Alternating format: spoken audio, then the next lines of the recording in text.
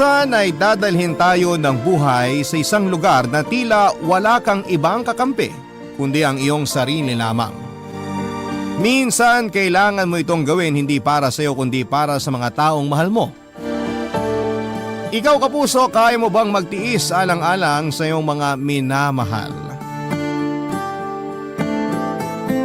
Dear Papa Dudut, ang sabi nila kapag nagmahal ka ay handa mong tiisin ng kahit na ano, lalo na kung para sa pamilya mo. Kahit na gaano pa kahirap ang maging sitwasyon ay titiisin mo. Ako nga pala si Rhea, 26 years old, byuda at may isang anak. 1 taon pa lamang ang anak ko nang mamatay sa isang aksidente sa motorsiklo ang tatay niya. Simula noon ay kinakailangan ko na siyang buhayin ng mag-isa. Lahat ata ng pwedeng maging trabaho ay pinasok ko na, magkaroon lamang ng pantustos sa aming mag-ina. Nasubukan ko maglako ng banana Q, kamote Q, hotcakes at maging ng iba't ibang kakanin. Nang mamatay ang aking asawa ay doon ko nakitang kailangan kong maging madiskarte sa buhay. Dahil kung hindi ay nga kaming mag-ina. Kaya naman nang mag-alok ng trabaho ang isang tiyahin ko sa Pampanga ay hindi na ako nagdalawang isip pa, Papa Dudut. Mula Nueva Ecija ay bumiyahe kami mag-ina, pumasok ako sa isang pabrika at tuwing pumapasok ako ay naiiwan ang anak ko sa aking tiyahin. Ayoko rin sana siyang iwan ngunit mas tiyak ang kita ko sa pabrika kesa pagtitinda-tinda. Habang nasa pabrika ako ay nakilala ko naman si June. Nung una ay tinatawag ko pa siyang kuya dahil nga mas matanda siya sa akin ng 17 taon. Isa na rin siyang byudo at may 3 ng anak. Nang magsimula siyang manligaw ay hindi ko siya pinapansin dahil nga ang tanging nasa isipan ko lang noon ay kung paano ko bubuhayin ang aking anak. Ngunit dahil na rin sa kanyang kakulitan ay halos araw-araw ay hindi niya ako tinatantanan kahit palagi ko siyang sinusungitan. Hindi nga nagtagal, Papa Dudut, ay nahulog na rin ang loob ko sa kanya.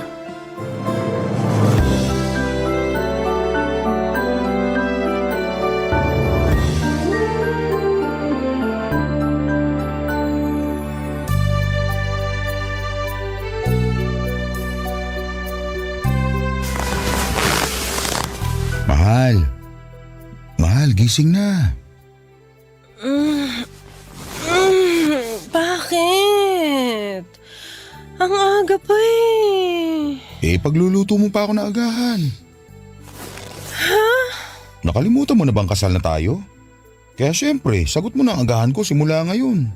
Grabe. Isang araw pa lang tayong kasal, lumalabas na agad yung tunay mong kulay.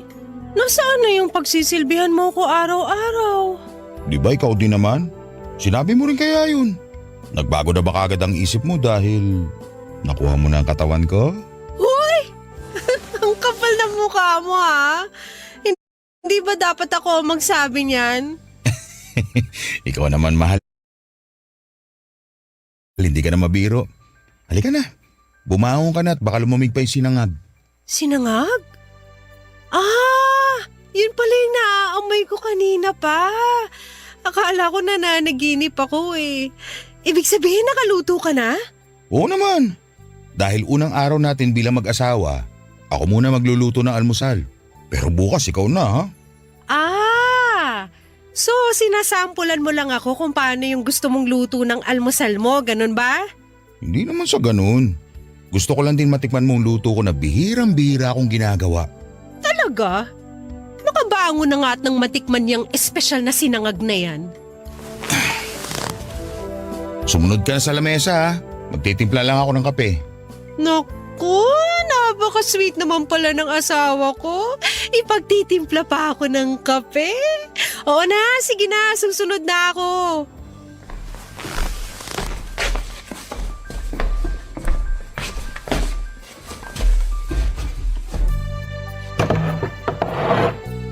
Here's your special coffee, madam, made with love. Wow! Ang bango naman ito. Siyempre naman. Pero sino mas mabango? Yung kape o ako? Siyempre, tong kape. Talaga lang ha. Kaya pala pa na yung siksik mo sa akin kagabi. Akala ko nga litang space ng kama natin kasi grabe ka sumiksik. Para ako mahuhulog. Hindi Hindi yan totoo. Di nga ako masyadong nakatulog kasi ang init. Baka ako ang napuyat dahil may isang mama dyan na panayang kalabit. Eh bakit? Bawal ba yon? Eh bagong kasal nga tayo eh. Siyempre nasabik ako sa'yo. Okay lang naman yun. Pero hindi lang isang beses Hindi lang dalawa. Abay, gusto pang tumatlo. Bakit? Hindi ka ba nag-enjoy? Nag-enjoy. Kita mo na. Kunwari pa nagre-reklamo, gusto rin naman. Tama na nga ang ganitong usapan ng aga-aga eh. Sige na, baka lumamig na yung special sinangag ko. In fairness, masarap nga itong sinangag mo Aba, syempre. Punong-puno yata ng pagmamahal yan. Kaya dapat kumain ka ng marami. Nako, sa dami ng pagod ko kagabi, mukhang mauubos ko talaga to. Nga pala mahal, mukhang kailangan natin umuwi sa probinsya namin. Bakit? May nangyari ba? May sakit daw kasi si tatay. Ganun ba?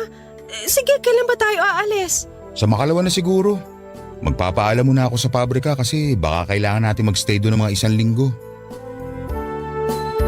Umuwi kami ng Lanao del Sur at sa kauna-unahang pagkakataon ay nakilala ko ang pamilya ni June.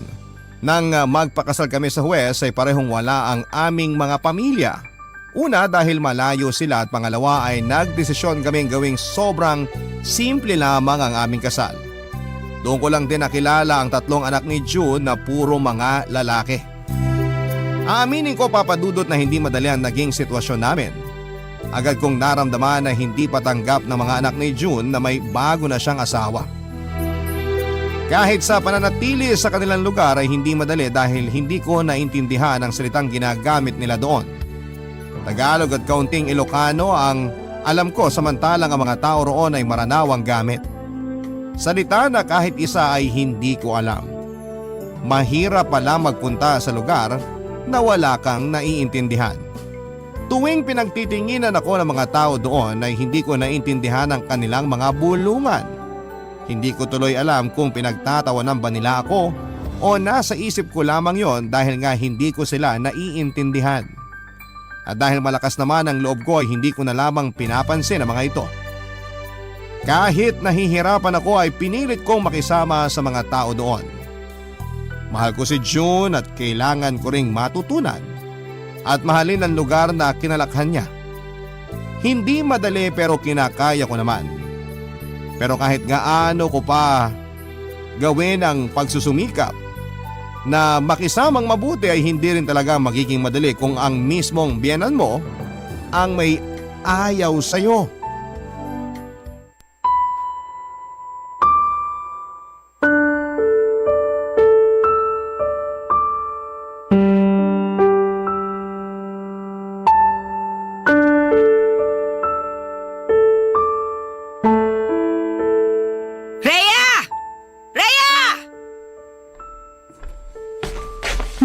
Bakit ho? Ikaw ba nagluto nitong tinola? Ako nga po. Ano ba namang klaseng timpla ito? Ikaw ba tinitikman mo yung mga niluluto mo? Opo ma, bakit po? May problema po ba? Abay kung hindi ka naman talaga marunong magluto, pwede bang huwag ka na makialam sa kusina? Napakahalat ng sabaw ng tinola na to!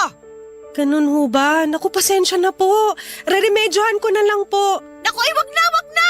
At baka kung ano pang gawin mo na naman! Pasensya na kayo, ma. Pasensya. Alam mo namang high blood ang papa ninyo, tapos papakainin mo pa ng maalat. Abay, gusto mo na yata talaga matuluyan yan ah. Hindi naman ho sa ganun, ma. Pasensya na po talaga. Mag-iingat na po ako sa susunod. Eh nung isang araw naman, yung nilaga, walang kalasa-lasa. Saan ka ba natuto magluto? Mukhang hindi ka naman natuto. Pasensya na po talaga kayo. Ano bang plano mo? Magpasikat. Kung hindi mo naman alam yung gagawin mo, ay pwede bang huwag ka na lang makialam? Hindi yung bida-bida ka tapos mali-mali naman. Sorry po talaga, ma. Ay, ewan ko ba? Ano bang nakita sa'yo ni June? Bakit ba nagdala pa rito si June na akala mo kung sinong prinsesa? Wala naman yatang alam na gawin. Sa susunod po, papaturo na po ko kay Aling Esther kung paano po yung tamang timpla po ng mga pagkain. Kung ako sa'yo, wag mo nang itanong. Wag ka nalang makialam. Hayaan mo na si Esther sa kusina. Sige po, Mama. Huwag ka na magpanggap. Halata namang lumaki kang walang alam sa kusina o sa mga gawaing bahay eh. Yung mga ganyang kutis, kitang-kita namang hindi sanay magtrabaho. Hindi naman po, Ma. Marunong din naman po talaga ako sa mga gawaing bahay. Lumaki po kaming walang kasambahay kaya natuto po ako. Pwes, mukhang hindi ka natutong maigi. Pasensya na ho kayo. Mas pagbubutihan ko na lang po sa susunod. Ay nako, paano na lang pag kayong dalawa na lang ni Jun na magkasama? Baka naman puro anak ko na lang ang gagawa sa bahay ha? Hindi po ganun, Ma. Madalas po naghahati kami sa mga gawaing bahay. Lalo po ngayon na kakasimula lang po namin magsama. Inaaral pa lang din po namin kung paano hahatiin ang mga gawain. Pinalaki ko masipag yung anak ko na yan, kaya alam kong marunong talaga yan sa bahay. Siguro naaabuso mo siya dahil masyado siya mabait. Alam ko pong mabait po talaga si June. Kaya ko nga po siya nagustuhan eh. Akala mo rin siguro marami siyang pera, no? Kaya kahit napakalayo ng agwat ng edad ninyo, pinatulan mo pa rin siya. Hindi po ganun, Ma. Mahal ko po talaga si June kaya ako siya pinakasalan.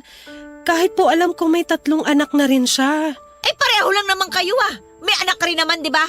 Baka nga kaya mo pinakasalan yung anak ko para may sumalo ng responsibilidad mo sa anak mo. Hindi po totoo yan. Ay naku. Huwag mo akong daanin dyan sa paiyak-iyak mo. Kung hindi mo kaya rito sa pamamahay ko, pwede ka namang umalis. Alam ko pong hindi kayo agad maniniwala pero gusto ko pong malaman nyo na mahal ko po talaga si June. Ay bahala ka kung anong drama ang gusto mo. Basta ang sinasabi ko lang ha, huwag ka nang makialam sa kusina o sa kahit na ano rito sa bahay kung hindi mo naman alam. Para hindi ka nakakasira. Naiintindihan mo ba yon? Opo, pasensya na po talaga kayo, Ma.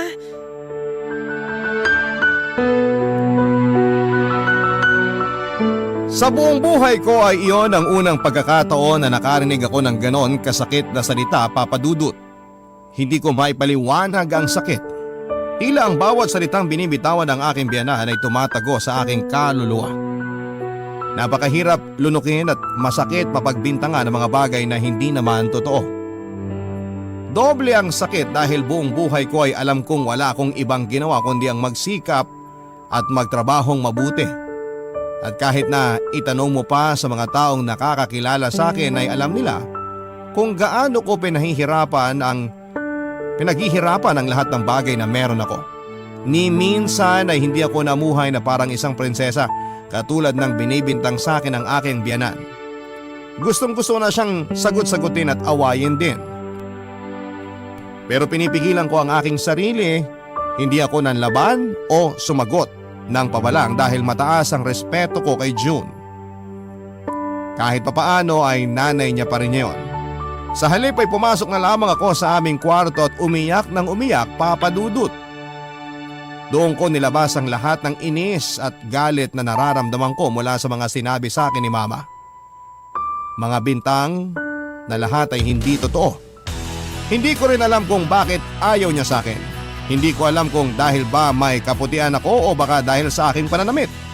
Desente naman ang mga suot ko, siguro isa niyang hindi niya lamang ako gusto, Papa Dudut. Ang mga kwento ng pag-ibig, kwento ng buhay at kwento ng pag-asa. Nasa Spotify na, Barangay Love Stories. Pakinggan kahit kailan, kahit saan. Barangay Love Stories sa Spotify. Kinig na, kabarangay! Ang isang linggo ay naging 1 buwan hanggang sa umabot pa ng ilang buwan. Hanggang sa umabot na kami ng 1 taon ni June sa Lanao. Kinailangan na naming magpaalam ng tuluyan sa pabrikang pinapasukan namin sa Pampanga dahil mas kailangan si June ng kanyang papa. Kahit papaano ay may naiintindihan ako sa mga salitang Maranao. Hindi ko pa rin kayang makipagsabayan pero nakakapamalengke na ako ng walang kasama. Medyo pamilyar na rin po ako sa mga lugar at mga tao doon. Meron nang nakakakwentuhan kahit na papaano. Pero iilan lang din. Dahil na rin siguro sa mga naririnig nila sa aking biyanan. Ang mga anak naman ni June ay napapalapit na rin ang loob sa akin kahit na papaano. Ako na ang umaattend sa mga meeting sa kanilang eskwelahan, lalo pat madalas ding abala si June sa bukirin ng kanyang ama. Ang aking biyana naman, mainit pa rin ang dugo sa akin. Kapag may mga bisitang dumarating sa bahay, halos hindi ako ipakilala. Na para bang wala akong silbi. Marami pa rin pagkakataon na pinagdadabugan niya ako at nasasabihan ng masasakit na salita, Papa Dudut.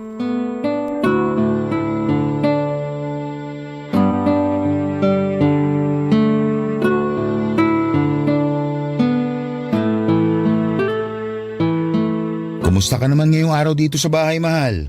Mabuti naman, mahal. Medyo na busy sa paglilinis kanina. Sinabi ko naman kasi sa'yo, hindi mo na kailangan magkikilos dito sa bahay. Lalo na't buntis ka na. Hayaan mo na si Aling Esther dito sa mga gawaing bahay. Ayos lang, mahal. Hindi pa naman ganun kalaki ang tiyan ko. 4 na buwan pa lang naman. Kayang-kaya ko pang magkikilos. Pero syempre, mas mabuting nag-iingat tayo, di ba? Maingat naman ako, mahal. Tsaka hindi naman talaga ako maselan magbuntis. Kamusta naman kayo ni Mama? Okay lang naman. Sigurado ka? Wala ka bang gustong sabihin? Wala naman, mahal. Mahal, bakit ganyan ka? Bakit, mahal? Ano bang... Naikwento na sa akin ni Aling Esther ang nangyari. Nasigawan ka na naman daw ni Mama kanina. Si Aling Esther talaga, oh. Mahal naman. Bakit naman hindi ka nagsasabi sa akin ng mga ganito nangyayari? Mahal, okay lang naman ako. Alam mo naman si Mama, nagkakaedad na rin kaya nagiging masungit talaga. Hindi, mahal. Minsan sobra na rin si Mama. Bakit ba hindi mo sinasabi sa akin? Kaya Aling Esther ko pa nalalaman. Normal naman yun, mahal. Hindi naman talaga ako agad-agad matatanggap ng mama mo. Syempre, baka hindi pa siya nakaka-move on sa namatay mong asawa. Pero sa ayaw at sa gusto niya, ikaw na ang asawa ko ngayon. At dapat mahalin ka rin niya at hindi laging inaaway. Lalo ngayong buntis ka pa naman. Hayaan mo na, mahal. Kaya ko pa namang tiisin eh. Hindi, kakausapin ko si Mama. Wag na, mahal. Hindi na kailangan. Hindi, sumusobra na rin siya eh. Kita mo na? Kaya ayoko magsabi sa'yo kasi alam kong ganyan na magiging reaksyon mo. Dahil kung ayaw mo magsalita, ako na lang ang magsasabi para sa'yo. Mahal, hayaan mo na ako. Mas ayoko naman na mag-away pa kayong mag-ina dahil sa akin. Mas hindi naman yun maganda sa pakiramdam ko. Bakit ba ang bait-bait mo? Kahit minsan lumabang ka rin, mahal. Kung masagot mo man si Mama, hindi ako magagalit. Alam ko naman na matagal ka na rin nagtitiis. Kaya nga ako nagtitiis kasi mahal kita. At mataas ang respeto ko sa'yo. Kahit mahirap, nire-respeto ko rin ang nanay mo. Hindi ko alam kung anong nagawa ko para makapangasawa ako ng ganyang kabait. Sana mamana yan ang magiging anak natin. Ikaw talaga? Nambobola ka pa? Mahal, kung gusto mo, bumalik na tayo sa Pampanga. Pero di ba kailangan ka pa rito ni Papa? Kaya ko naman tulungan si Papa kahit nasa Pampanga na tayo eh. Pero alam kong mahihirapan kapag ganun. Hindi, kahit papano naman medyo naayos ko na mga dapat ayusin dito. Pero 'di ba, mas maganda pa rin kung nandito ka para mas mamomonitor mo kalagayan ni Papa at yung sitwasyon talaga ng bukid. Sabagay, pero kasi ikaw naman ang nahihirapan. Mahal naman eh. Babalik na naman ba tayo dyan? Alam ko naman na sobrang mabait ka. Pero ang gusto ko rin naman na maging panatag ang kalooban mo. Huwag mo na ako masyadong alalahanin. Okay lang talaga ako, mahal. Masaya na ako nakasama kita rito. O sige, basta ganitong usapan natin ha. Kapag hindi mo na kaya, magsabi ka lang sa akin at aalis kagad tayo rito. Babalik na tayo ng Pampanga. Sige, sabi mo yan ha. Ako talaga magsasabi kung kailan? Oo, basta sabihin mo lang. At mangako kang hindi ka na maglilihim sa akin. Sige na nga, pangako. Napakakulit mo talaga. Siyempre naman, natutunan ko ihatayan sa'yo eh. Maging matigas ang ulo. Hanggat maaari talaga ay hindi ako nagsusumbong kay June. Hanggat kaya kong tiisin ay tinitiis ko. Nakita ko na dati nang sitahin ni June ang mama niya dahil sa trato nito sa akin. Ilang araw din silang hindi nag-usap at ayoko nang mangyari muli yon, Papa Dudut. Pakiramdam ko kasi ay lalo lang naiisip ng mama niya na ako ang kontrabida sa kanila. Na kaya sila nag-aaway na mag-ina ay dahil sa akin. Kaya naman pinili ko na lamang na manahimik. Pero kahit na hindi pala ako magsumbong ay madalas ding nagkukwento si Aling Esther kay June. Sa totoo lang, si Aling Esther lang ang parang kakampi ko sa bahay. Lalo na noong buntis ako. Madalas niya akong pinagbabawalan na kumilos pero dahil ayoko namang masabihang tamad ni Mama, gumagawa pa rin ako ng mga gawaing bahay basta kaya ko. May pag-aalala man ay masaya ako sa naging usapan namin ni June. Sobrang naramdaman ko ang pag-aalaga niya at pagmamahal sa akin. Sa amin ang magiging anak niya. Kahit sa unang anak ko pa lamang, pinaramdam na niya na parang siya ang tunay na ama nito. Kaya naman lalo pang tumaas ang respeto ko sa kanya. Lalo ko ring naisip na kakayanin ko pang magtiis hanggat kasama ko si June. Kahit na gustong gusto ko nang umalis, alam ko namang hindi ko maialis sa kanya ang mag-alala sa kanyang papa. Lalo dat hindi rin ito masyadong nakakakilos dahil sa stroke. Kaya pansamantala, siya muna ang namamahala sa kanilang mga pananim sa bukid. Kaya naman kahit na patuloy ang masamang trato sa akin ng aking biyanang babae, patuloy din akong gumagawa ng paraan para magustuhan niya.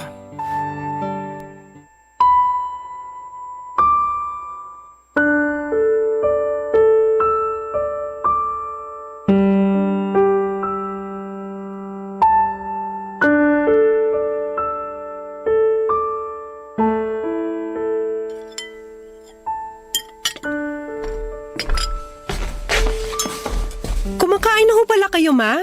Ay, oo. Pero mukhang nawalan na ako ng gana. Kumusta po yung lasa ng afritada?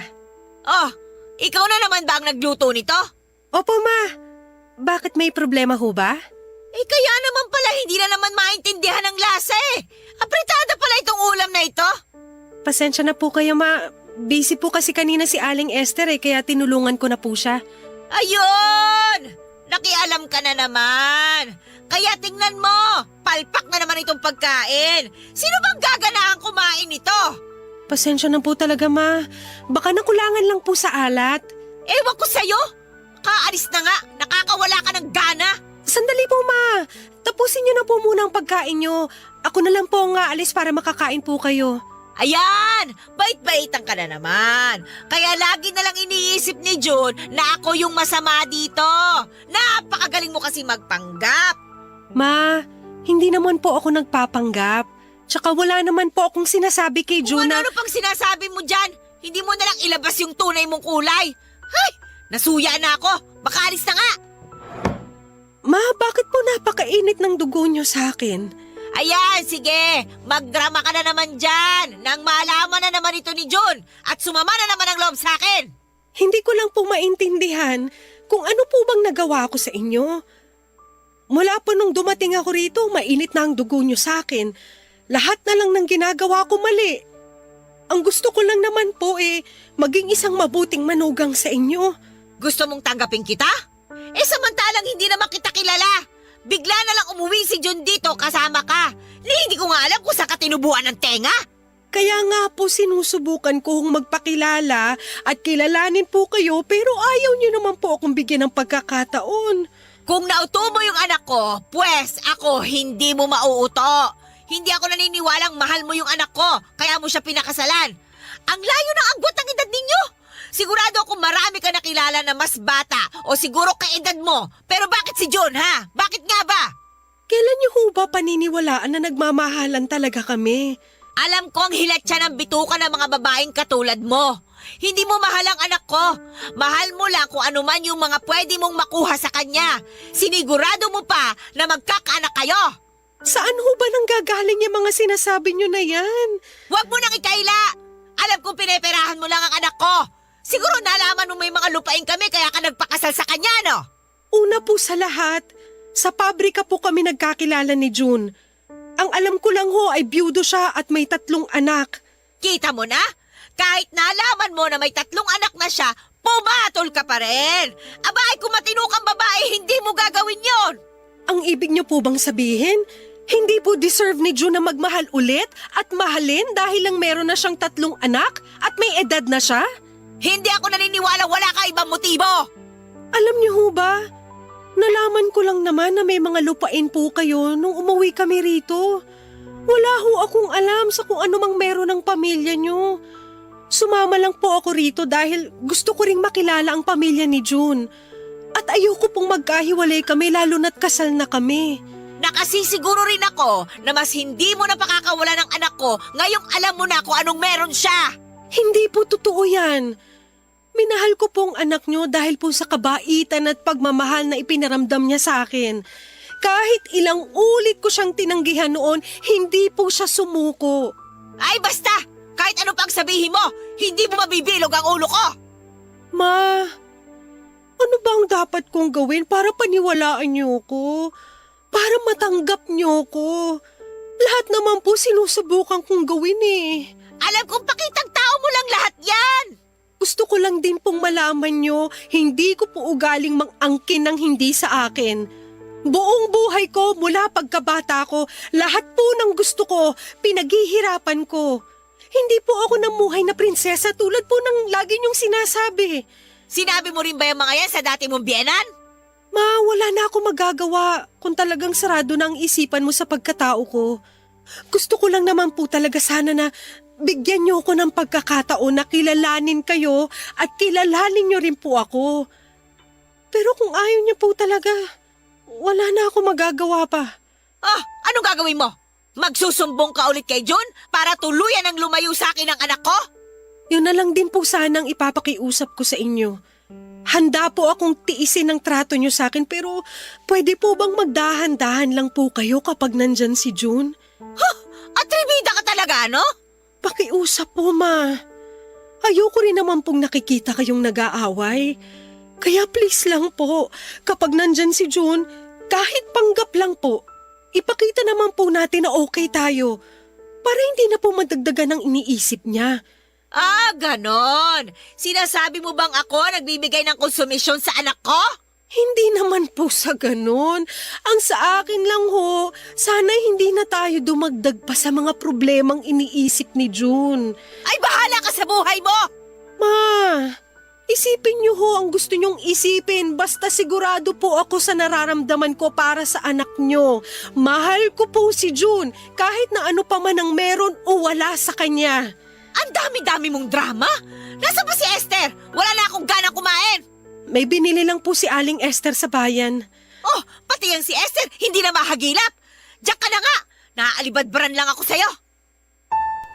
Papadudot ng mga oras na yon ay napuno na rin ako. Hindi ko na rin napigilang sabihin kay mama ang mga nasa isipan ko at damdamin ko. Sinubukan ko pa rin maging mahinahon kahit napapaano at ayoko pa rin siyang mabastos sa loob ng sarili niyang pamamahay. Pero pakiramdam ko kahit na ano pang paliwanag ang gawin ko ay sarado na ang isipan niya. Sabi nga ng mga hipag ko ay bilib daw sila sa akin dahil sa tiyaga ko at pagtitiis. Wala raw talagang manugang ang gustong makasama sa bahay si mama dahil sa kanyang ugali. Ako lang daw ang nakatagal ng ganyan sa kanya. Pagkatapos ng usapan naming yon, kahit papaano ay hindi na masyadong pinapansin ni mama ang mga ginagawa ko. Pero ganun pa rin siya sa akin, malamig pa rin ang kanyang pakikitungo. Hanggang sa makapanganak na ako ay halos hindi pa rin ako kibuin ng aking biyanan. Paminsan-minsan ay hinahawakan at binubuhat naman niya ang kanyang apo. Kahit napakahirap na ay pinili ko pa rin magtiis. Sa kabila ng mga sama ng loob ay hindi ako sumuko, papadudot, para kay June at para na rin sa aming mga anak. Kabarangay, i-share mo ang iyong barangay love stories. Sabay-sabay nating pakinggan ang iyong kwento ng pag-ibig, buhay at pag-asa. Ipadala lang sa barangaylovestories@yahoo.com.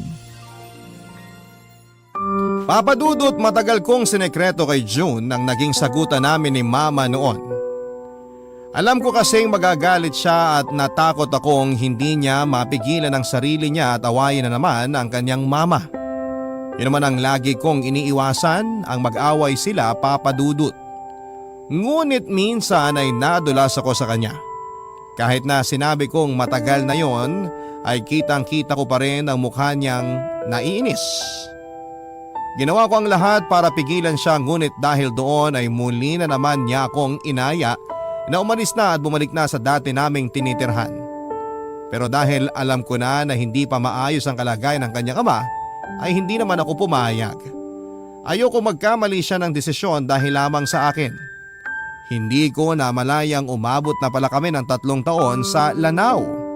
Kahit papaano ay nagkaroon na rin ako ng mga kaibigan at kakwentuhan. Medyo naaral ko na rin ang kanilang salita, kaya sabi nga nila, hindi na raw ako pwedeng maibenta. Malamig man ang pakikitungo sa akin ng aking biyanang babae, ay masaya pa rin ako dahil ramdam kong lalong tumitibay ang pagmamahalan naming mag-asawa. Lalo na noong magkaanak kami at palagi niyang pinaparamdam sa akin na hindi ako mag-iisa. Na kahit na anong mangyari ay kakampi ko siya. Nabawasan na rin naman ang sungit sa akin ni Mama, lalo na noong lumalaki na ang kanyang apo.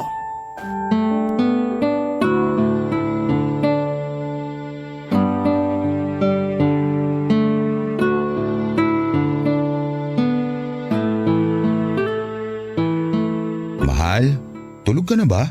Oo, mahal. Tulog na ako. Mahal naman eh. Ano ba kasi yun? Gusto ko sana… Mahal, hindi pwede. Katabi natin dito yung bata, baka magising. Ha? Ano bang nasa isip mo, mahal? Eh kasi sabi mo gusto mo ng ano. Gusto ko sana mag-usap tayo. Yun lang naman ang sasabihin ko, mahal eh. Ikaw siguro gusto mo, no? Uy, hindi ah. Magtigil ka nga dyan. Hoy, gusto ng mahal ko. Mahal, ang ingay-ingay mo, baka magising yung anak natin. Ang hirap pa naman patulugin. Ay, nahihiya siya. Ewan ko sa'yo. Ano ba kasi sana yung sasabihin mo? Hoy, iniiba ang usapan. Baliw ka talaga, bahala ka nga dyan. Eto naman, hindi na mabiro. Huwag ka na mapikon. Ano nga yung sasabihin mo? Itong mga nakaraang araw kasi, nag-uusap kami ni Papa. Nakita mo naman, di ba? Kahit papaano, umuokay na siya. Nakakakilos na ulit. Nakakapasyal na ulit dun sa bukid niya. Nakakatuwa nga na gumagaling naman na si Papa. Nung isang araw nga nabuhat na niya tong apo niya. Sobrang saya ng ngiti. Sayang hindi mo nakita. Talaga? Sayang nga, hindi ko nakita. O ano bang pinag-usapan niyo ni Papa? Naisip ko kasi na baka pwede na tayong umalis dito. Anong sabi ni Papa? Okay na ba sa kanya? Kaya niya na ba? Ayun nga, sabi ni Papa, kung gusto ro natin umalis, okay naman na sa kanya. Eh ikaw ba, ano ba sa tingin mo? Tingin mo ba kaya na talaga ni Papa kapag iniwan mo siya? Tingin ko naman kaya niya na. Tsaka nandyan naman yung katiwala niyang si Mang Ernie.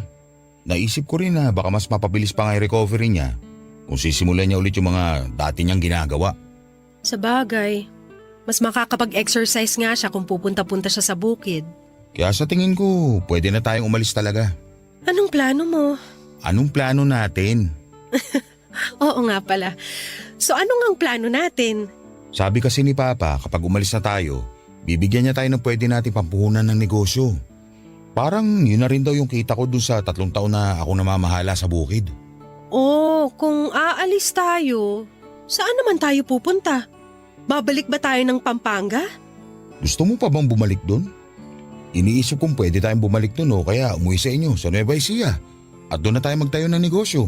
Pwede rin. Tagal ko na rin hindi nakakauwi sa amin. Tsaka alam ko namang matagal ka na nagtitiis kay Mama.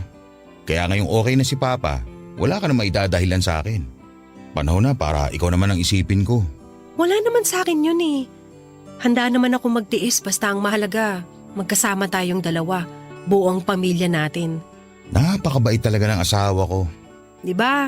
Nangako ko sa iyo noon na mamahalin kita kahit anong mangyari at lahat ng mahal mo ay mamahalin ko rin kahit na gaano pa kahirap. Ang galing mo nga eh. Nakikita ko rin na panatag na loob sa'yo ng 3 anak kong barako. Mapapait na bata naman sila. Nung simula talagang nananansya lang muna. Hindi ka naman kasi talaga mahirap mahalin. Nambobola ka na naman. Totoo naman kasi. Sadyang mabagsik lang talaga yan si Mama. Bata pa lang ako, takot na sa kanya yung mga kaklase ko. Kasi nga masungit. Minsan masungit ka rin. Kaya nga siguro madalas kayong magtalo dahil pareho kayong mainitin ng ulo. Napansin mo rin pala? Marami nga nagsasabi na namana ako kay mama yung pagiging masungit. Pero ewan ko ba? Pagdating naman sa'yo, tumitiklop ako. Asus! Hayang ka na naman sa mga hirit mong sigurado ako na may kasunod. Alam na alam mo na. Siguro hinihintay mo rin. Umamin ka na, mahal. Shh! Huwag kang maingay at baka magising yung anak natin. Sige na. Pabigyan mo na ako. Hindi tayo mag-iingay.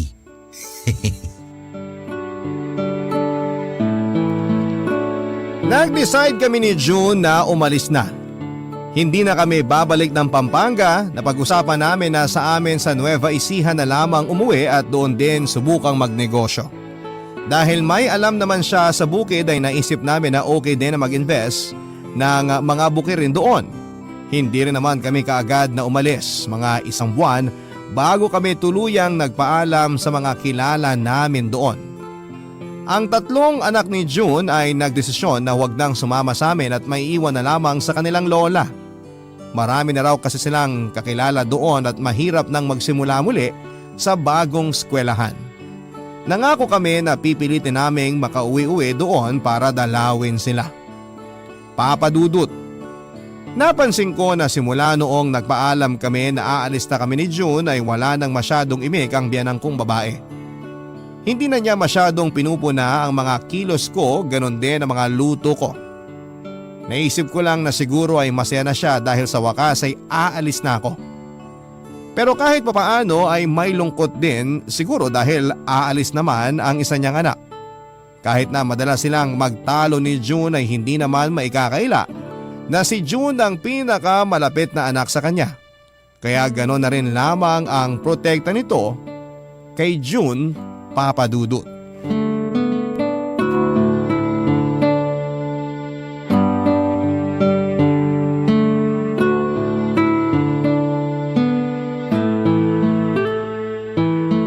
Paano ba yan, ma?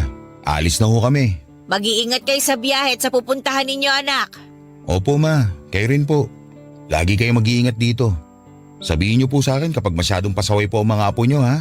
Huwag kang mag-alala. Akong bahala sa kanila. Salamat, ma, ha? Ma, aalis na ho kami. Oy, Rhea, bago kayo umalis, may sasabihin sana ako. Nagmamadali na ba kayo? Hindi naman ho, Ma. Ano po ba yon?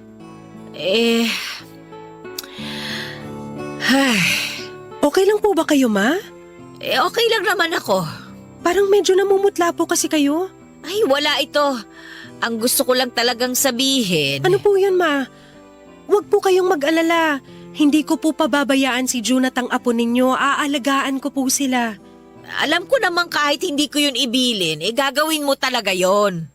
Ano po yung gusto niyo? Patawarin mo sana ako, Rhea. Po? Alam kong hindi ako naging mabuting biyenan sa'yo. Alam kong sobrang pinahirapan kita at pinasama ang loob habang nandito ka. Ma? Kahit hindi mo sabihin, alam kong sumama rin ang loob mo sa akin. Pero tiniis mo ng matagal. Ang sabi ko po noon kay June, lahat ng mahal niya mamahalin ko rin kahit gaano pa kahirap.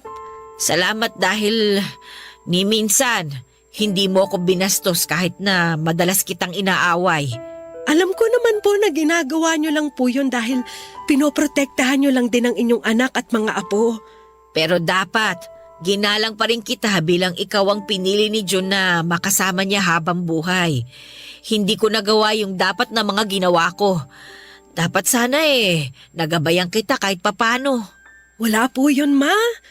Marami rin naman po akong natutunan sa inyo. Talaga? Ano naman ang mga natutunan mo sa kasamaan ng ugali ko? Ma, dahil po sa inyo, lalo pa pong humaba ang pasensya ko. Tinuruan niyo ako maging matapang at huwag basta-bastang panghinaan ng loob. Salamat talaga, Rhea, anak, na pinagtiyagaan at pinagtiisan mo ang matandang katulad ko. Alam kong hindi ko na maibabalik ang panahon, pero sana mapatawad mo pa ako. Ma, napatawad ko na ho kayo, matagal na. Alam ko magiging isa kang mabuting asawa at ina. Huwag mo kong gagayahin, ha? Ma naman, gagayahin ko po yung pagiging protective nyo, pero hindi po yung ganong kahigpit o kasungit. Yung sakto lang. Oy siya, sige. Mag-iingat kayo. Palagi niyo akong babalitaan, Rhea, ha? Naku, tama na nga ang dramahan na to. Sige na, isang group hug na nga at baka maiwan na kami ng biyahe. Oli na kayo rito. Ay naku, sige na, umalis na kayo. Mag-iingat kayo mga anak, ha? Mahal na mahal ko kayo. Mahal ka rin namin, ma. Kayo ni Papa. Mag-iingat po kayo palagi, Ma. Oh, babay na mga apo ko. Mahal kayo ng lola ninyo, ha? Simula nang makaalis kami ng Lanao at makauwi ng Nueva Ecija ay naging madalas ang pangungumusta ni Mama sa amin. Madalas siyang tumawag lalo na nang matutunan niya ang video call. Kahit nga malayo ay napapadalas din ang pagpapadala niya sa akin ng kung ano-ano. Nang humingi ng tawad si Mama sa naging trato niya sa akin noon ay para akong nabunutan ng malaking tinik sa dibdib. Yun naman siguro ang pangarap ng bawat manugang ang makasundo ang kanilang mga biyanan. Sabi nga nila sa pag-asawa ay hindi lang isang tao ang talagang pakakasalan. Siguro isa lang ang makakasama mo pero hindi mo maiiwasan na marami kang kinakailangang pakisamahan. Naging mas masaya pa ang pagsasama namin ni June nang maging mabuti ang relasyon namin ng mama niya. Ngunit sa kasamaang palad paglipas ng isang taon, pumanaw na rin po si Mama. Heart attack ang naging dahilan, Papa Dudut. Hindi na siya na-revive ng mga doktor. Kaya umuwi rin kami sa Lanao ng panahon na yon. Talagang kapag oras mo na ay oras mo na. Masaya na lamang ako na bago nawala sa mundong ito si Mama ay naging maayos ang aming relasyon. Doon ko rin po napatunayan, Papa Dudut, na hindi ban ganon kadali ang mga pagtsatsaga at pagtitiis natin ay talagang nagkakaroon din ng bunga. Maraming salamat po sa pagbasa ng aking liham at sana ay may natutunan din po kayo sa aking buhay. Ang inyong kabarangay forever, Rhea. Barangay Love Stories.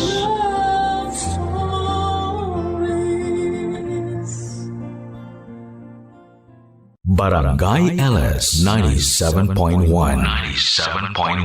Number 1 Forever. Forever. Kapag mahal mo, ilalaban mo kahit ayaw ng ibang tao. Kahit na hindi nila gustong makita kayong magkasama. Ilalaban mo siya at gagawin mo ang lahat para manatili kayong magkasama. Pero paano nga ba kung ang taong nasa paligid ninyo ang siyang nagpupumilit na ihiwalay ang pagkakahawak mo ng kamay sa kanya dahil pakiramdam nila hindi kayo nararapat para sa isa't isa? Ilalaban mo ba siya kahit nasasaktan na ang iyong kamay sa kakahila nila para mailayo sa kanya? Alamin natin kung bumitaw ba si Loisa sa kamay ng minamahal niya. Si Loisa na bida ng ating kwento ng pag-ibig, buhay at pag-asa. Dito sa Barangay Love Stories. Dear Papa Dudut, ako po si Loisa at sa kasalukuyan ay 26 years old na ako. May anak ako at siya ay 10 taong gulang na. Kung gagamitin mo ang math, oo, 16 years old lamang ako nang isilang ko ang aking panganay. Kung gagamitin mo ang moral, baka nga wala raw ako noon, sabi ng mga taong nakakaalam sa maaga kong pagbubuntis. Hindi ko naman sila masisisi kung sakaling yon ang maging tingin nila sa akin. Maaga akong nagpadala sa tukso at maaga akong nagpaniwala sa mga pangako ng lalaking nakabuntis sa akin. Siya nga pala si Brandon, ang aking first boyfriend and first love. Ginamit niya ang kawalan ko ng kaalaman at experience sa pag-ibig para maisuko sa kanya ang aking katawan. Ganito kasi ang simula naming dalawa. Noong ako ay nasa edad 15 ay nakilala ko si Brandon. Mas matanda ito sa akin ng 5 taon. Miyembro ako ng cheerleading group sa high school at si Brandon naman ay isang dance instructor ang napili ng aming cheerleader advisor na magturo sa amin para sa gaganaping foundation day sa aming school. Gwapo si Brandon at halos lahat ng miyembro ng aming team ay may gusto sa kanya. Hindi na rin ako magkakaila, Papa Dudut. Pati po ako ay nabighani sa kanyang simpatikong itsura. Itim na itim ang kanyang bagsak na buhok, may dimple ito sa kaliwang pisngi, maputi, payat at matangkad. Ang mga mata nito para kang mahuhulog kapag titingin ka rito. Napakalalim at punong-puno ng mga salita. Ang mga ngipin nito na kasing puti ng perlas sa kailaliman ng dagat ang siyang nagdagdag hina sa aking mga tuhod. Kaya nga laking tuwa ko nang ako lamang ang binigyan niya ng atensyon sa aming lahat. Pakiramdam ko, Papa Dudut, ay napakaganda ko ng mga oras na yon. Pakiramdam ko ay ako ang reyna sa sarili kong mundo. Kaya nga halos saksakin na ako ng matalim na tingin ng mga kamag-aral ko noon, lalo na ang cheerleader namin. Pero wala akong pakialam dahil para sa akin, ako ang gusto niya. Ako lang at wala ng iba. Nang matapos ang kontrata nito sa aming team ay inaya ako nitong lumabas. Libre daw niya ako ng ice cream at mangga. Parehong paborito ko. Umuo kaagad ako. Hindi ko na kailangang pag-isipan pa ang sagot ko dahil kitang-kita naman siguro na talagang gustong-gusto ko siya. Naging masaya ang date na yon para sa akin. Pinasyal niya ako sa park, sa swing at sabay kaming nagpaligsahan kung sino ang may pinakamataas na mararating. Lagi akong panalo. Halata namang pinagbibigyan lang niya ako. Nakakakilig tuloy. Ilang beses siguro kaming lumabas-labas bago nito sabihing gusto niya ko talaga. Nung umamin ito ay agad ko na siyang sinagot. Bakit kailangan pang patagalin, gusto ko rin naman siya, hindi ba? Nagsimula na ang aming relasyong dalawa. Punong-puno, Papa Dudut, ng paru-paro ang paligid sa tuwing magkasama kaming dalawa. Akala mo ay lagi kaming nasa cloud 9 kapag magkasama kami. After class ay sinusundo na ako nito para mamasyal. Mag-date, mag-mall at minsan kapag wala ng parents niya ay sa bahay niya kami tumatambay.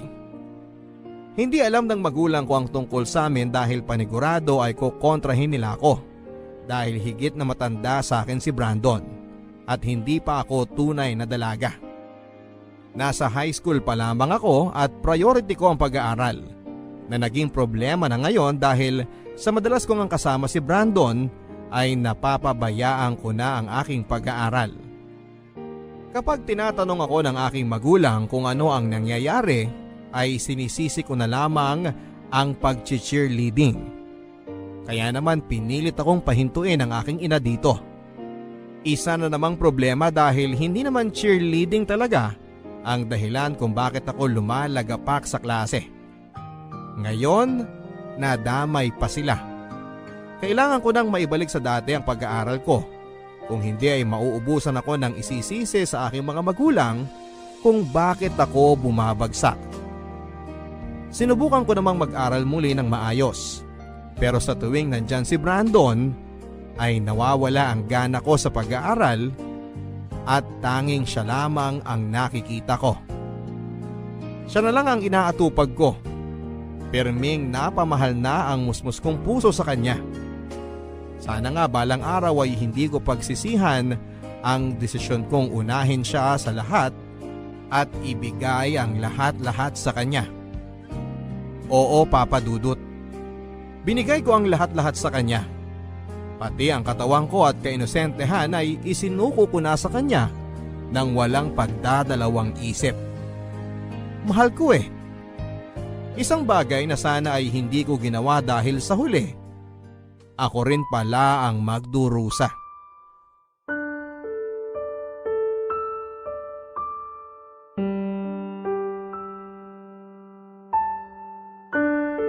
Paanong buntis ka?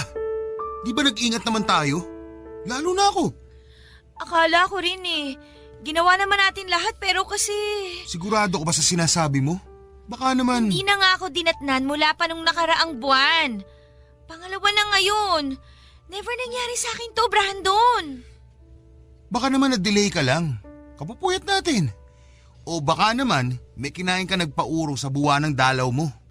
Hindi naman nakakaapekto ang pagkain sa dalaw, Brandon. Anong di nakakaapekto? Huwag mo nga akong gawing bobo. Hindi ko naman sinasabi yun eh. Ang sa akin lang, sigurado akong buntis ako. Hanggat wala kang matibay na patunay na buntis ka nga, hindi ako maniniwala. Ito, O ano yan? pregnancy test. O tapos, Positive. ang labo naman Lois eh. Paano to? Inikot mo ako eh. Paanong pinikot? Eh higit sa lahat, ikaw ang may pinakagusto nitong mangyari. Huwag mo sa aking isisi to. Paano ako nakakasiguro sa akin yan? Ano? Paano ako nakakasigurong hindi ako nasalisihan? Ano bang pinagsasasabi mo dyan? Naniniguro lang ako. Aba malay ko ba kapag hindi tayo magkasama eh, may ibang lalaki na sumasalisi sa'yo. Huwag mo nga akong pagbintangan ng ganyan. Alam mo na lagi tayong magkasama. At ikaw ang nakauna sa akin. Wala akong iba at ikaw lang ang mahal ko. Hindi. Hindi pwede to. Ayoko. Anong ibig mong sabihin? Hindi ko paninindigan yan. Ayoko ng anak. Hindi ako handa dyan. Halos hindi ko na nga mapakain ang sarili ko at hanggang ngayon, nakikitira pa rin ako sa mga magulang ko. Tapos magdadagdag pa ako ng palamunin? Magtutulungan tayo. Anong tulong ang magagawa mo eh high school ka pa lang? Bata ka pa lang. Wala kang alam. Paano mo mabubuhay ang anak mo? Anak natin. Anak mo lang. Wala akong balak panindigan yan, no? Bahala ka dyan. Uy, saan ka pupunta? Brandon, mag-usap tayo. Huwag mo akong hawakan. Tapos na tayo. Please. Please, Brandon, huwag mong gawin sa akin to. Please, parang awa mo na. Hindi ko kaya mawala ka. Ano ba? Huwag mo akong hawakan, sabi! Brandon, huwag mo akong iwan. Mahal na Hindi kita mahal, kaya huwag mo akong mahalin! Sabi mo. Kalimutan mo na lahat ng sinabi ko! Pero ang sabi Kalimutan mo na rin ako!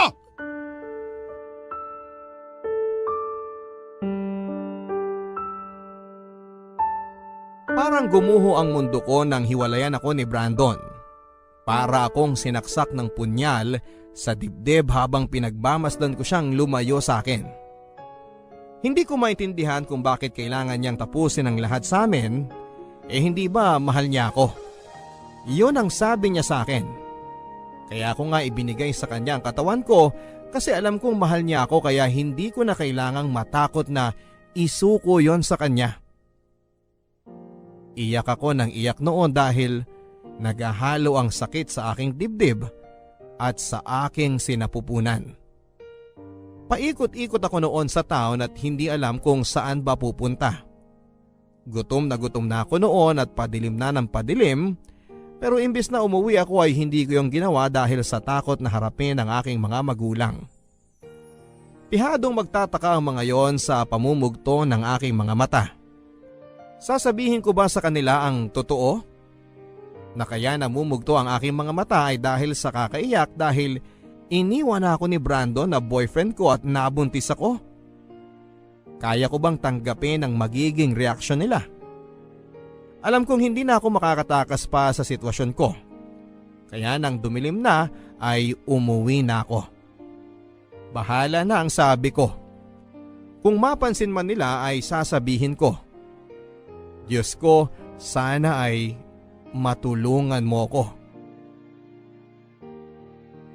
Napansin nga ng aking ina ang aking mga mata at ang gulo at pawisang kong buhok. Niyakap ako nito at tinanong kung ano ang nangyayari sa akin.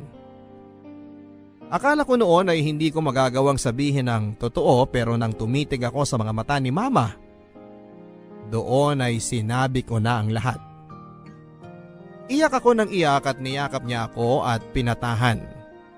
Hindi ko inaasahan na ganito ang magiging reaksyon niya. Pagkatapos noon ay dumating naman ang aking ama. Si Mama na ang nagsabi ng lahat. Iba ang reaksyon niya kay Mama. Nagalit ito pero hindi niya ako sinaktan. Nang mailabas na nito ang lahat ng galit niya sa pamamagitan ng mga salita, ay lumapit ito sa akin at niyakap ako. Binulungan ako nito. Susuportahan daw niya ako at hindi nahahayaang pang makalapit sa akin ng lalaking nakabuntis sa akin. Magpakatatag daw ako. Dahil doon ay umiyak na naman ako ng umiyak. Minalas man ako sa lalaking minahal ko, Papa Dudut. Alam ko namang swerte ako sa aking mga magulang na binuhusan ako ng pagmamahal. Sapat na yon para malaman ko kung gaano ako kamahal ng Diyos.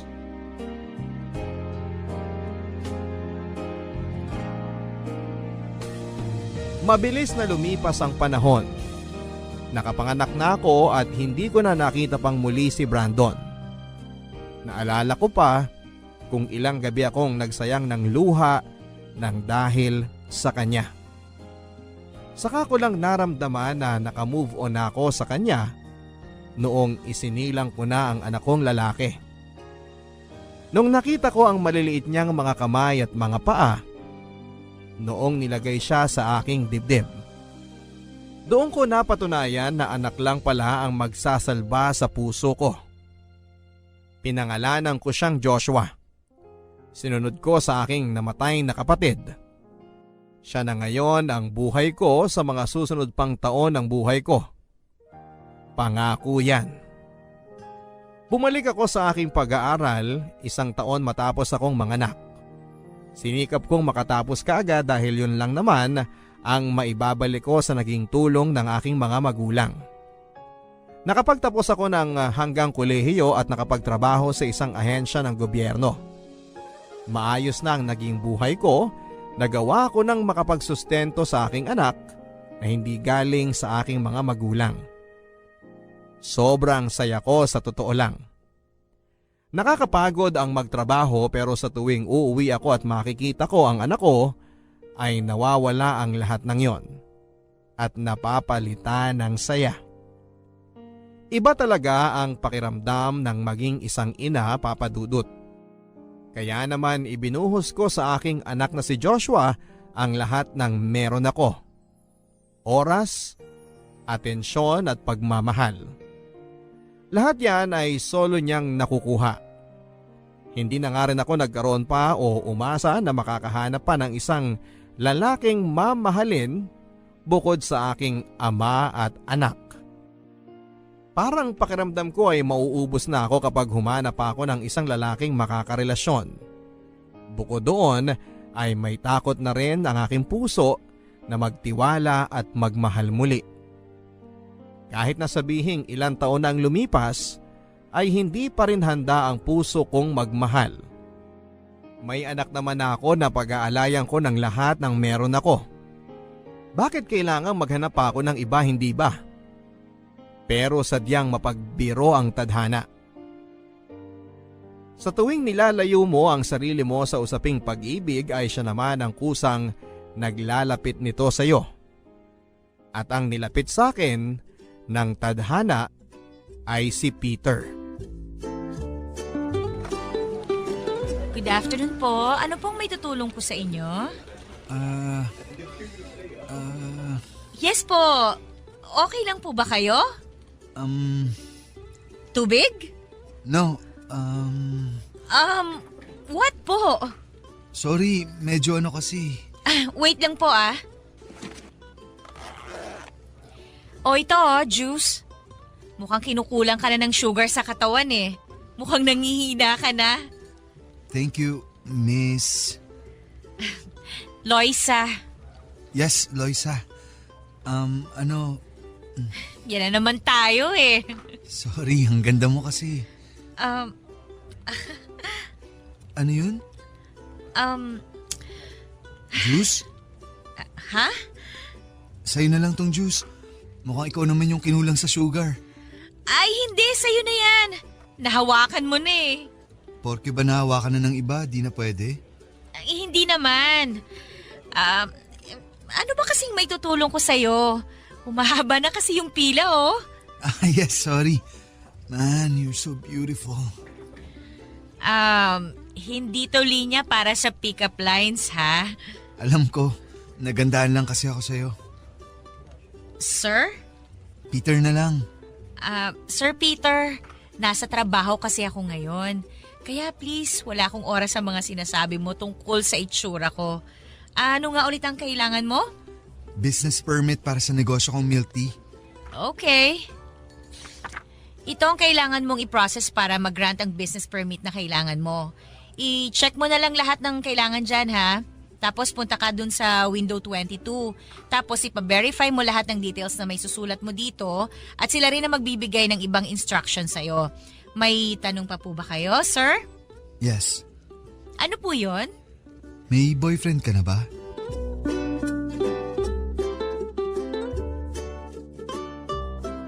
Doon na nga kami nagkakilala ni Peter.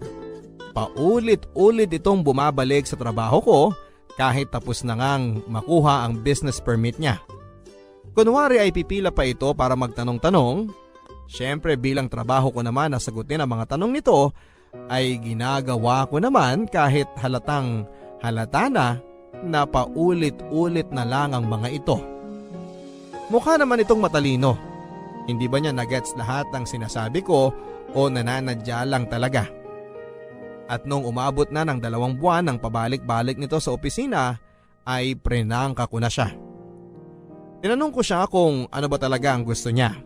Kasi lahat ng pasikot-sikot para makuha ang business permit niya ay alam na niya. Parang mas alam na nga niya kaysa sa akin. Ngumiti lang ito na parang nahihiya.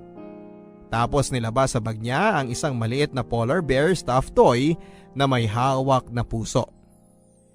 May hindi sinasadya itong napindot na naging dahilan para tumunog yon.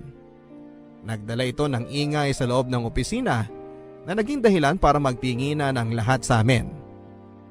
Pulang-pula ang mukha namin noon habang pilit na hinahanap kung paano i-off ang music nito. Pinasok na lang niya sa bag niya nang makitang wala ng pag-asa para mapatigil pa ito. At tinanong kung pwede raw ba niya akong sunduin mamayang uwian. Dahil sa pagkataranta dahil sa ingay ng stuffed toy na yon ay umuo na lang ako para umalis na siya. Napatalon pa ito sa tuwa bago ko siya pinaalis sa pila. Nakangisi ang mga katrabaho ko sa akin, ako naman ay hindi pa rin nawawala ang pamumula sa pisngi ko. May mga nagtatanong sa pila kung boyfriend ko raw ba siya, tumanggi ako. Parang sila patong kinikilig dahil gwapo daw si lalaki. Bagay daw kaming dalawa. Well, hindi ko naman maikakailang gwapo nga siya, Papa Dudut. Makapal ang kanyang itim na kilay at mahaba ang mga pilik mata. Malalim ang mga mata at matangos ang ilong. Maputi ito at hinuhulaan ko pa rin kung may lahi nga ba ito. Siguro meron kasi may freckles ito sa pisngi. Gwapo nga talaga. Kaya nagtataka ako kung bakit interesado siya sa akin. Wala ba siyang ibang makita? Meron naman ang daming magaganda sa mundo at kung inihalo ako sa kanila, hindi mo ako mapapansin. Putlain ako at payat. Hanggang balikat ang unat na unat kong buhok. Hindi rin ako masyadong nagme-makeup kaya mukha akong laging may sakit. Ang sabi ng nanay ko ay mag-lipstick naman daw ako pero hindi kasi ako komportable. Lalo na't sa lasa na naaamoy ko pa kapag nagsasalita ako. Ayoko. Siguro hindi lang talaga ako sanay. Nang sumapit na nga ang uwian ay nakita ko siyang naghihintay sa labas ng opisina. Tinanong ko kung dala ba niya ang stuffed toy na dala niya kanina. Tumawa ito at sinabing pinamigay na niya sa batang nakasalubong niya. Ewan ko ba, Papa Dudut, pero habang naglalakad kami palabas ng opisina ay hindi ko maiwasang makaramdam ng kakaiba. Matagal-tagal na rin ang panahon mula noong huli akong nakipag-date. Huling nakasama ang isang lalaki.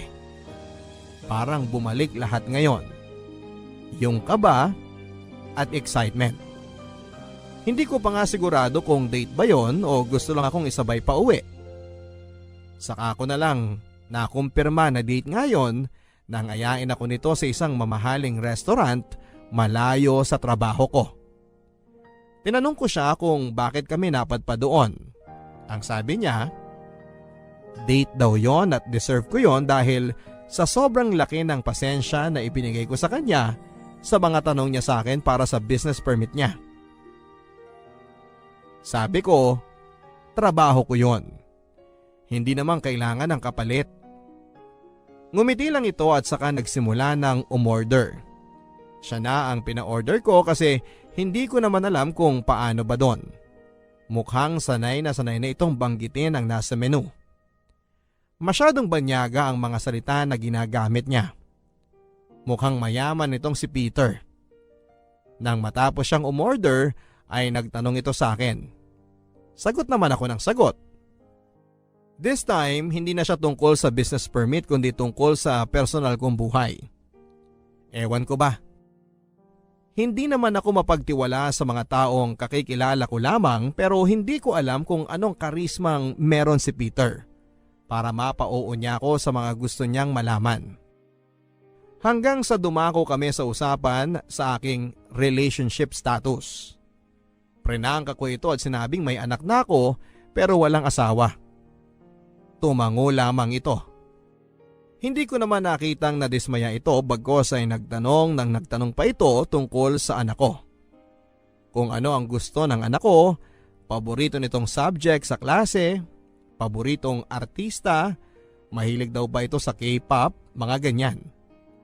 Natuwa ako dahil hindi siya nag-alangan papadudot nang malaman niyang may anak na ako. Hindi katulad ng ibang sumubok manligaw sa akin, nung nalaman nilang may anak na ako ay kusa silang lumayo. Pero iba si Peter. Hindi siya natakot. Hindi nag-alinlangan. Hindi nadismaya at natuwa ako. Hindi ko alam pero natuwa talaga ako. Inaya ako nito sa sumunod na date. Lagi na niya akong sinusundo sa opisina. Lagi itong may dalang pagkain para sa akin at regalo para sa anak ko. Lahat ng gusto ng anak ko ay binibili niya. Tumanggi na ako nung una sa mga binibigay niya pero pinipilit niya at ang sabi niya gusto raw niyang makilala ang anak ko. Hanggang sa isang araw, nakilala na nga niya hindi lang ang anak ko, pati na rin ang mga magulang ko.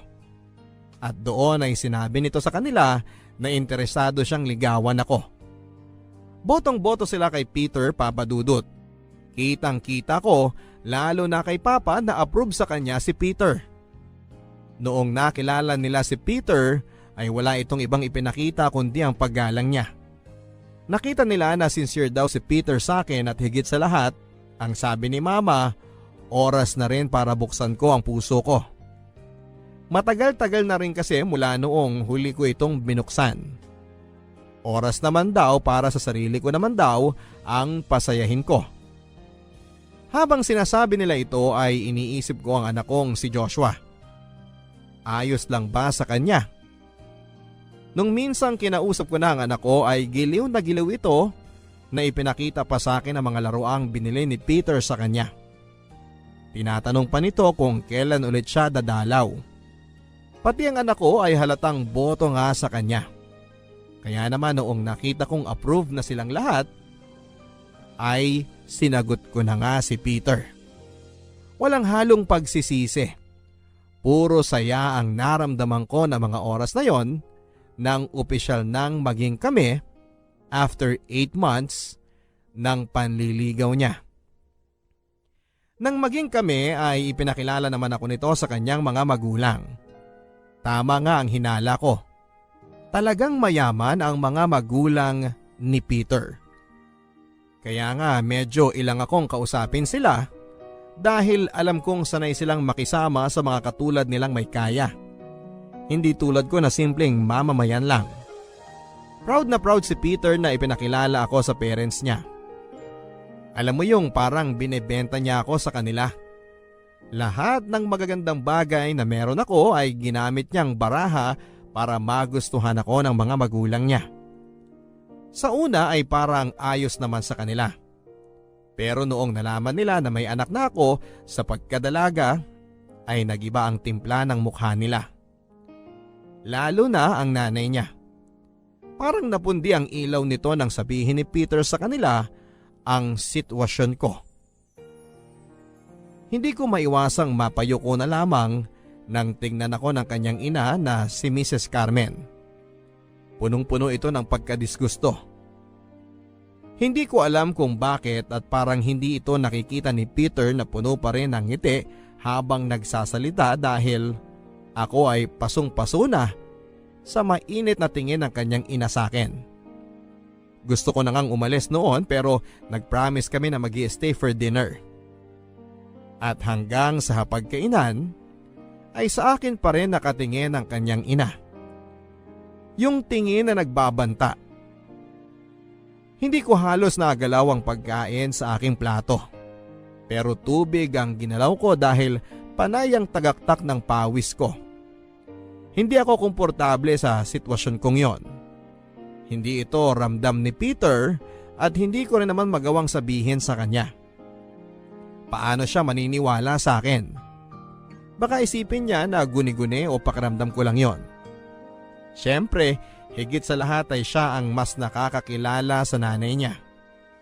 Sino ba naman ako? Bagong salta lang naman ako sa buhay niya. Sana nga ay pakiramdam ko lang yon talaga. Pero nang tumagal ay mukhang totoo na ang unang pakiramdam ko sa kanya. Iba pa rin talaga ang trato sa akin ni Mrs. Carmen, ang ina ni Peter. Sa tuwing pumupunta kami sa bahay nila ay pinaparamdam nitong hindi niya ako gusto. Hindi ako nito kinakausap o tinitingnan man lang. Hindi naman ito nahahalata ni Peter at masyado kasi siyang focus sa pag-aasikaso sa akin. May mga oras pa nga na pupunta lang ako sa banyo ay bubungguin pa niya ako at sasabihin sa akin at tanga ako. May mga oras na masasalubong ko siya at titingnan lang ako mula ulo hanggang paa at sasabihin cheap daw ako. Kunwari ay wala na lang akong narinig dahil ayoko ng gulo. Pero kung paano niya ako sakta ng pisikal, sa tuwing nagkakasalubong kami sa bahay nila ay ramdam ko na ayaw niya sa akin. Pati ang mga parinig nito sa akin na alam kong para sa akin naman talaga ay hindi rin niya pinapalagpas. Hanggang isang araw, nagdadahilan na lang ako kay Peter sa tuwing gusto niya akong idala sa bahay nila. Sinasabi ko na may gagawin ako o kaya naman ay may sakit si Joshua o kailangan ako sa bahay. Minsan sinasabi ko sa bahay na lang kami. Kapag nagtataka siya ay bigla kong irarason at tinatamad na kasi akong pumunta doon. Naiintindihan naman niya kasi may kalayuan ang bahay nila sa amin. Pero ang pagrarason na ito ay may hangganan. Nang makaramdam ito na talagang ayaw ko nang pumunta sa kanila ay nagtanong ito. Ano raw ba ang problema? Sinabi ko sa kanya ang katotohanan, Papa Dudut. Ayokong maglihim kay Peter. Di rin maganda na itatago ko ang nararamdaman ko dahil kung sakaling kami man ang magkatuluyang dalawa ni Peter balang araw ay kailangang alam na nito ang nangyayari para agad mabigyan ng solusyon. Sinabi ko sa kanya ang mga napansin ko at lahat-lahat hanggang sa maliliit na detalye ay hindi ko pinalagpas. Nakinig naman ito pero hindi ko alam kung ano ang takbo ng utak niya. At nang matapos na ako magkwento ay siya naman ang nagsalita. Tama nga ang hinala ko. Hindi ito naniwala at sinabing pakiramdam ko lang daw yon dahil hindi naman kami magkakilala pa ng husto. Ang solusyon na nakikita pa nito ay makipag-bonding pa ako sa nanay niya. Huwag daw akong lumayo. Ang sabi ko ay hindi ko na kaya pero sabi niya ay dapat ko raw gawin dahil mabait daw ang ina niya. Hindi na lamang ako umimik noon. Aaminin ko na nasasaktan ako dahil hindi niya ako pinaniwalaan.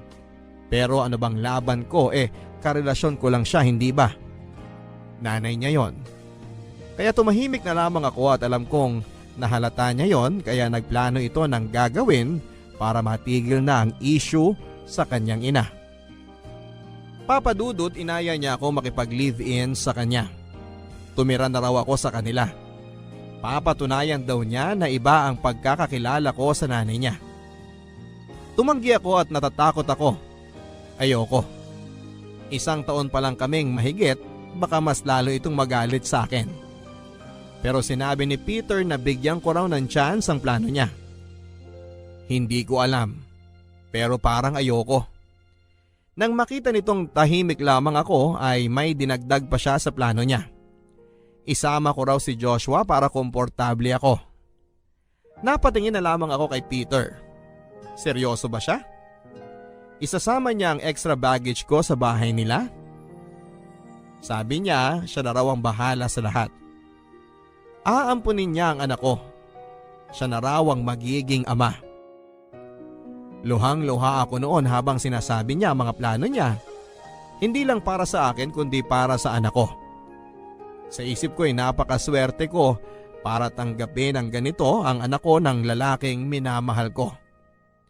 At dahil sa sobrang ligaya ay pumayag ako. Bahala na. Masyado akong binulag ng saya kaya hindi ko na pinag-isipan pa kung ano ang masamang epekto nito para sa akin.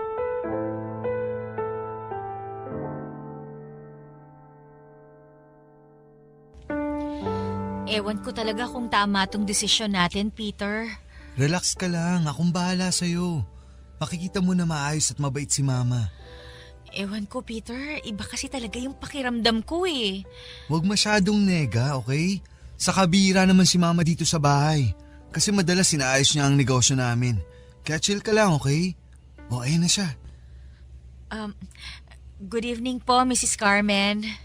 Mama na lang, wag na Mrs. Carmen. Ang formal masyado eh. Sabi ko sa'yo eh. Anong sabi mo sa kanya?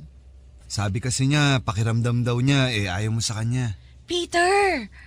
Ako, ayaw sa'yo? Naku, bakit mo naman naisip yan? Lahat ng pinapakilala sa akin ni Peter, ex-man niya o kaibigan, ay mahal ko na rin. Lalo na kasi nakita ko kung gaano ka kamahal ng anak ko. Ngayon ko lang siyang nakitang ganyan. Naman. Well, kailangan niyang malaman ang totoo. So, nasabi na sa akin ni Peter na dito ka na raw titira with your son?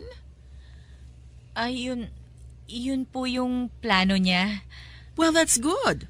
Para may nakakasama naman ako dito. Paano kasi itong si Peter? Madalas wala dito. Bukod sa inaayos niya yung ibang milk tea franchise namin, ay madalas magkasama kayo. Opo. Bihira ko na nga rin po siyang nakakasama lately kasi busy daw po siya sa ibang franchise niyo outside Manila. Uy, bumabawi naman ako sa'yo ah. Teka nga, kuha lang ako ng iinumin natin. Wait lang ha. Usap muna kayo ni Mama. Well, tama ka, Loisa. Po? I don't like you, and I will never like you. Mama? Disgusting! Don't you ever call me Mama. Isa lang ang anak ko. Hindi ko alam kung anong nakita sa'yo ng anak ko at binaliw mo siya ng ganyan. You look so ordinary. Mrs. Hindi pa ako tapos. Ang kapal din ng mukha mo na pumayag na magstay dito sa bahay. Free board and lodging with your kid? Oportunista! Kung ayaw niyo naman po na... Sa tingin mo may magagawa pa ako kung ayaw ko na tumira ka dito? Wala, dahil yun ang gusto ng anak ko at ayaw kong nakakasira ng saya niya. Mrs. Ito na ang coffee. Decaf sa'yo, Loisa, kasi alam ko di ka pwedeng mapuyat. Peter? Peter! Grabe, super fun kausap itong si Loisa. She told me everything about your relationship. Natutuwa ako, anak, that you're taking it to the next level. Live-in muna ha, huwag muna kasal. Kasi baka masakal ka. I'm kidding. I'm always kidding. Saka na ang kasal, Ma. Pero soon na yon once maging stable ang ibang milk tea franchise natin. Sure, 100% akong approve dyan. Peter, pwede bang umuwi muna ako? Medyo sumama kasi ang sikmura ko eh. Sure. Late na rin, baka matraffic pa tayo. Kunin ko lang yung susi sa kusina. Naiwan ko eh. See you next week, Loisa. See you next week.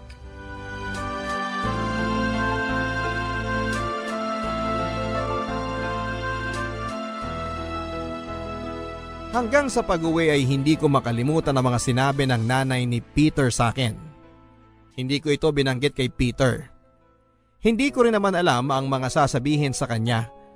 At saka kahit magsalita ako ay paano ako makakasigurong paniniwalaan niya ako. Napansin ni Peter ang pananahimik ko noon. Ang akala niya ay masama lang talaga ang pakiramdam ko. Kaya hinayaan na lamang ako nito at umuwi na siya. Kung alam lang niya na masama lang talaga ang loob ko sa mga sinabi ng nanay niya sa akin. Hindi ko na nga rin alam kung paano iaatras ang plano namin na doon ako tumira. Nakabili na ng ibang kailangan namin para sa paglipat ko doon. Nakakahiya naman kung bigla akong aatras. Saka paano kung umatras nga ako? Ano ang irarasong ko sa kanya na dahilan? Hindi pwedeng sabihin na yon ay tungkol sa ina niya dahil baka pagmulan pa ng away namin. Gulong-gulo ako. Tama ba itong pinapasok ko? Nang sumapit ang gabi bago ako lumipat kina Peter ay tinulungan ako ng aking mama na mag-ayos ng ibang mga natitirang gamit namin ni Joshua. Tahimik ako noon at pakiramdam ko ay nakaramdam din siya ng mali. Sinubukan ako nitong tanungin pero umiling ako at ang sabi ko ay ayos lang ako. Ayaw niyang maniwala. Nagtatalo ang isipan ko kung sasabihin ko ba sa kanya o magsisinungaling ako tulad ng ginawa ko kay Peter. Bumuntong hininga ko at sinabing nalulungkot lang ako kasi aalis na ako sa poder niya na totoo naman. Niyakap ako nito at umiyak siya. Nahawa ako at nakiiyak na rin. Marami itong binilin habang nakayakap sa akin hanggang sa dumating na nga si Papa at Joshua galing sa pamamasyal. Nakiyakap na rin tuloy sila kahit na hindi nila alam kung ano ang nangyayari. Napatawa na lang kami ni Mama. Kahit papaano ay gumaan ng loob ko at kahit papaano ay nawala na ang pangamba ko sa paglipat kong yon kina Peter. Bukas ng umaga ay susunduin na kami ni Peter. Kaya naman after naming magayos, uminom lang kami ng mainit na gatas nila Mama kasama si Joshua at nag-usap-usap. Nagtatawanan hanggang sa hinayaan na nila kami ni Joshua na magpahinga na. Ilang oras lang at sisikat na ang haring araw. Nakatakda na ang paglipat namin. 8:30 ng umaga nang sinundo kami ni Peter sa bahay. Nagpaalam na kami kina Mama at Papa na bakas pa rin ang lungkot sa mga mata nila pero pilit na nagpapakatatag para hindi na kami magdalawang isip na umalis. Nang makarating kami sa kanila ay tinulungan kami ng isa nilang kasambahay at isang boy. Natapos kami siguro mga 2:00 na ng hapon. Natapos na naming ayusin ang kwarto namin ni Peter at kwarto ni Joshua. Nakita ko kung gaano kasaya ang anak ko dahil sobrang laki daw ng bahay ni na Daddy Peter niya. Hindi raw katulad sa amin na halos magkakabungguan pa kami kapag nagkakasalubong. Masaya naman ako na komportable ang anak ko rito. Ang hiling ko lang sana ay hindi siya pagdiskitahan ng ina ni Peter. Nung gabi ay dumating si Mrs. Carmen. Masaya itong sinalubong kami ng aking anak. Giliw na giliw siya habang nakibeso sa akin pero nararamdaman ko naman na hindi naman niya dinikit talaga ang pisngi niya sa akin. At umira pa pagkatapos. Pinisil-pisil nito ang pisngi ng aking anak. Ang sabi niya ay ang cute-cute daw ng anak ko. Kaya gigil na gigil siya pero sa totoo lang ay parang sinasaktan na niya. Hinila ko na lang ang anak ko nang mapansin kong nasasaktan na siya. Hindi naman nakahalata si Peter. Sabay-sabay kaming nag-dinner noon at ang saya-saya ni Mrs. Carmen. Hindi ko alam kung totoo ba to o tulad ng dati ay kunwari lang. Nang umalis sandali si Peter para iayos ang parking ng sasakyan niya dahil dumating na ang tatay niya, ay saka ko na kumpirma ulit ang masamang ugali ni Mrs. Carmen. Lumapit ito sa akin. Tumabi sa akin. Inuubos ko na lang ang natitira kong ulam sa plato.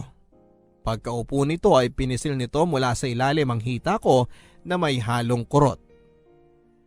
Binulungan din ako nito ng isang malutong na mura. Tumingin ako kay Joshua mula sa aking harapan at mukhang hindi naman niya narinig. Hindi ko alam ang isasagot. Kinurot ulit ako nito at sinabing gagawin niyang impyerno ang buhay ko at ang anak ko. Napatingin ako sa kanya. Damay ang anak ko? Pinigilan kong huwag maluha, Papa Dudut. Mabuti na lang at bumalik na kaagad si Peter. Tumabi ito sa akin at umalis na si Mrs. Carmen. Tinawag na ang kasambahay niya para magligpit na ng kinakainan naming lahat. Hindi pa tapos kumain ang anak ko noon at parang gustong magprotesta pero tinignan ko ito at umiling. Kaya naman wala nang nagawa pa ang anak ko kundi ang uminom na lamang ng tubig. Lumapit ako sa kanya at nilinisan ang kanyang mga kamay. Umakyat na rin si Peter after niyang maglinis ng mga kamay. Magsha-shower muna daw ito sa kwarto namin, sunod na lang ako ang sabi ko. Habang tinutulungan ko si Joshua na maglinis ng kamay at bibig, ay lumapit ako sa kasambahay nila at tinanong kung kumusta ba ang trato sa kanya ni Mrs. Carmen. Tumingin lang ito sa akin at hindi sumagot. Nagpatuloy na lang ito sa pag-aayos ng mga plato. Papa Dudut, nagtuloy-tuloy ang ginagawang kasamaan sa akin ni Mrs. Carmen. Mula sa mga pagmumura kapag nakikita ako nito, tatapakan ang mga paa ko at hihilahin ang buhok ko kapag nasasalubong ako nito sa kusina at walang nakakakita. Tiniis ko ang lahat ng mga ito. Hindi ko na rin siya matingnan sa mga mata dahil pakiramdam ko ay masusunog ako sa mga tingin niyang yon. Mabuti at hindi niya pinagdidiskitahan ng aking anak dahil hindi ko alam kung ano ang pwede kong magawa sa kanya kung sakaling may gawin itong masama sa anak ko.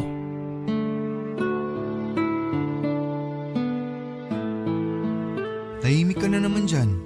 May problema ba ulit? Wala naman. Kilala kita. Di ka ba masaya dito? Masaya. Masaya kasi nandito ka, kasama kita. Yun naman pala eh. Bakit ganyan ka? Madalas nakatulala ka na parang laging takot. Wala. Naninibago pa rin siguro ako dito sa bahay. Alam mo yun, parang kuting na dinala sa ibang bahay. Natatakot na baka saktan siya. Di ka kuting at di kita sasaktan dito.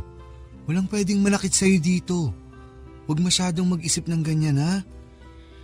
Alam ko naman yun eh. Iba lang kasi yung pakiramdam talaga. Aya mo na, mawawala rin to. Masasanay din ako. Oo naman. Masasanay ka rin. Saka mag-aapat na buwan ka na rito.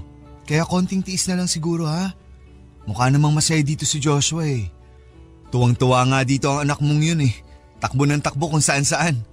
Mukhang giliw na giliw din sa kanya si mama kasi lagi niyang kinukurot ang matabang pisngi niya eh. Pero sana wag naman niyang diinan para hindi siya masaktan. Di naman siguro. Ganun naman tayo kapag nanggigigil, di ba?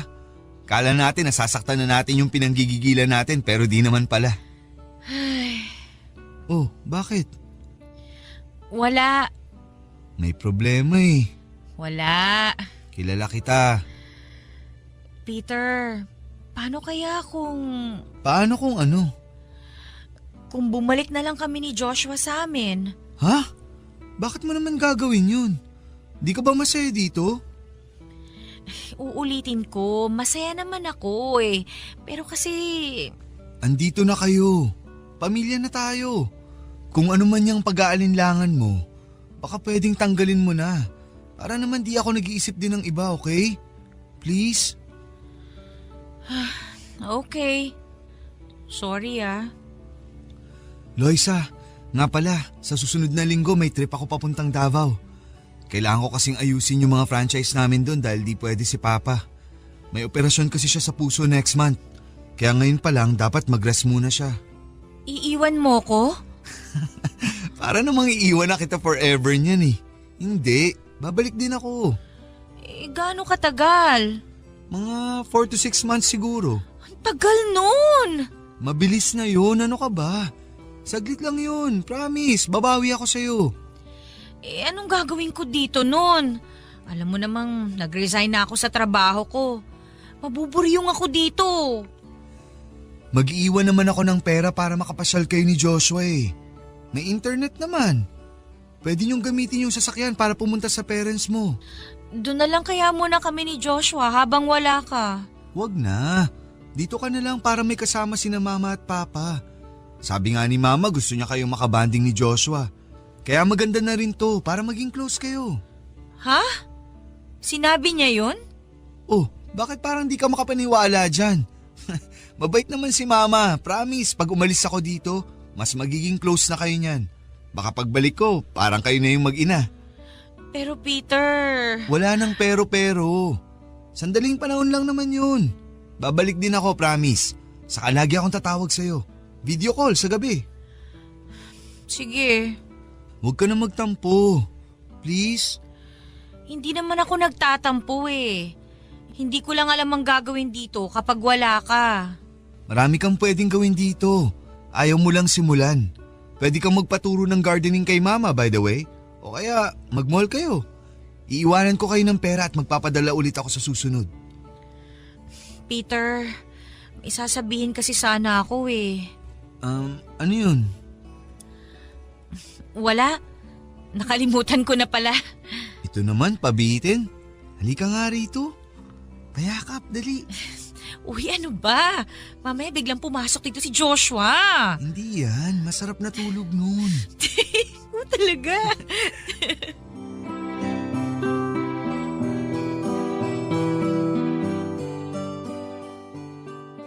Sumapit ang araw ng pag-alis ni Peter at sumapit na rin ang araw na 100% na ang kasamaan ni Mrs. Carmen. Hindi lang mura ang inabot ko dito o pasimpleng sabunot, bunggo at sipa. Madalas papadudot kapag nakikita ako nito ay dumudura na lamang itong bigla sa aking balikat at mukha. Tatawa ito na parang nakakatawa ang ginawa niyang yon. Walang nakakakita. Minsan pa habang nasa hardin ako at nagkakape ay bigla itong lumapit sa akin at tinapunan ng lupa ang kape ko. Nagulat ako, papadudot. Tumayo ako para umalis na pero sabi niya tikmang ko raw ang kape ko.